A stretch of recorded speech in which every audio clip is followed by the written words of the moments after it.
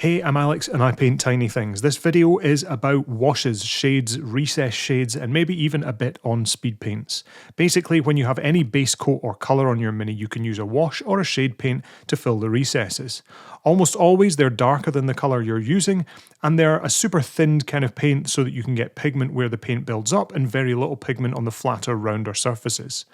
Contrast paint from Citadel or Warhammer and other speed paints play on this technique, but they're much more highly pigmented, so when you use them, they'll leave more paint on flatter areas, but still run off edges and into recesses in a similar way. You can still thin regular washes in the same way as with other paints, and often speed paints will provide you with a medium, like Citadel's contrast medium, so that they retain the same flow properties if you intend on thinning those too.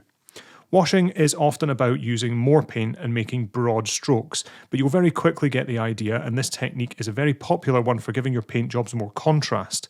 You want to use a larger brush for this technique too, since it uses more paint. Glazing is also done with thinned paint, but conversely to washing or shading, there is far less paint on the brush. More on glazing in another video. Once you've considered your washing or shading, you may want to move to layering paint, dry brushing, or edge highlighting, all of which are or will be videos in this series.